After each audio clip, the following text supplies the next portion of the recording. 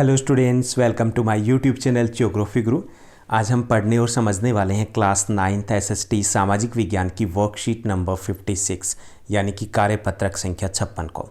आज की हमारी वर्कशीट काफ़ी आसान रहने वाली है और काफ़ी इम्पोर्टेंट भी है। आज की इस वर्कशीट में भी हम मैप वर्क को डिस्कस करने वाले हैं। हमारा सेकेंड चैप्टर है यूरोप में समाजवाद और रूसी क्रांति।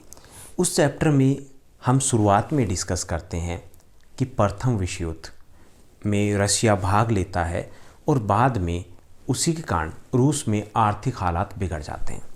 आज की वर्कशीट में हमें प्रथम विश्व युद्ध में भाग लेने वाले दो गुट थे, उन दोनों गुटों के राष्ट्र यानी कि जो देश थे उनको हमें विश्व के वर्ल्ड मैप पर शो करना है। तो चलिए शुरुआत करते हैं।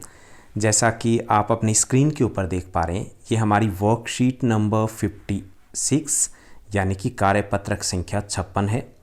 हमारा विषय सब्जेक्ट एसएसटी सामाजिक विज्ञान है, जिसमें हिस्ट्री चैप्टर नंबर 2 यूरोप में समाजवाद और रूसी क्रांति से संबंधित मानचित्र कार्य का हम अभ्यास करने वाले हैं। आज की दिनांक रहेगी 21 नवंबर 2020। हमारा टास्क है विश्व के राजनीतिक रेखा मानचित्र पर कुछ देश दिए गए हैं, उनको पहचानना है। यानी हमारे यहाँ पे जो एनुअल एग्जाम होगा तो उसमें भी आइडेंटिफाई करना है। हिस्ट्री का जितना भी मैप वर्क रहेगा वो सारा सारा हमें सिर्फ आइडेंटिफाई करना है, यानी कि शो पहले क्या है, हमें पहचानना है कि वो जगह कौन सी है। तो यहाँ पे केंद्रीय शक्तियाँ और मित्र राष्ट्र थे, दो ग्रुप थे। केंद्रीय शक्तियों में प्रथम विश्व युद्ध में शामिल थी जर्मनी, ऑस्ट्रिया हंगरी और तुर्की, जिसको हम ओटोमन साम्राज्य के नाम से जानते हैं क्योंकि उस वक्त ओटोमन साम्राज्य था। ओके, जर्मनी, ऑस्ट्रिया हंगरी और तुर्की। मित्र राष्ट्रों में शामिल थे फ्रांस, इंग्लैंड, रूस तथा अमेरिका। तो ये कुल 7 हमारे ये पॉइंट्स रहेंगे जो इस चैप्टर से संबंधित हमारे मैप वर्क के सिलेबस में, इनको हमें आइडेंटिफाई करना है। तो चलिए पहचानने की कोशिश करते हैं हम इनको। ये हमारा मैप है जो वर्कशीट में दिया गया है। तो यहाँ पर हम शुरुआत करते हैं ए के साथ, तो आप इसको साथ ही साथ नोट कर सकते हो। जो हमारा पॉइंट ए दिया गया है ये G4 जर्मनी है। ओके, ये जो दिया गया है, हालांकि इस मैप में ज़्यादा क्लियर नहीं दिख रहा है क्योंकि पूरे वर्ल्ड को हमें दिखाना है।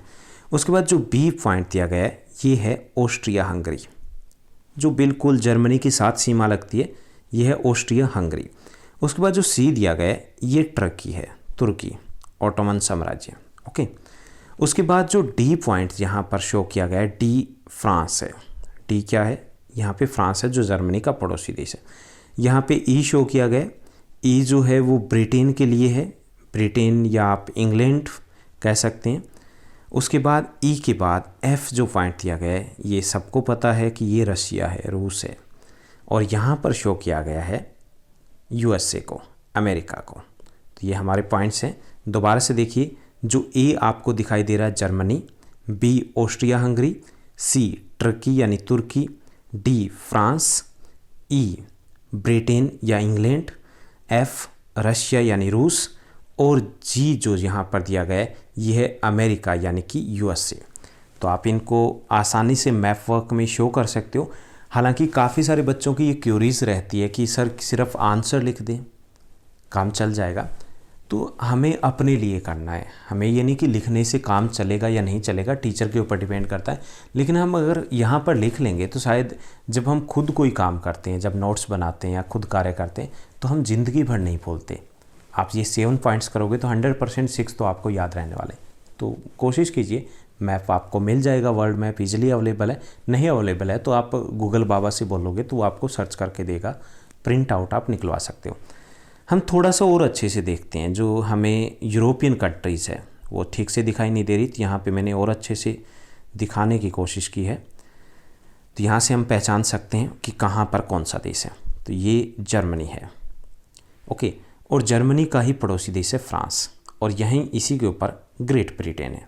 ओके, और जर्मनी के ही साथ लगता ऑस्ट्रिया हंगरी है, जो जर्मनी के साथ ही समूह है उसमें शामिल था। और यहाँ पर रह जाता है ब्लैक सी के पास टर्की, द ओटोमन एम्पायर जो उस वक्त था। और यहाँ सबसे बड़ा विश्व का देश आकार के अनुसार वो है रशिया, जो भारत से लगभग 5.5 गुना बड़ा है। तो यहाँ से आप इनको थोड़ा बेहतर तरीके से समझ सकते हो। उम्मीद करता हूँ आपकी स्टडी, आपकी पढ़ाई बेहतर तरीके से चल रही होगी।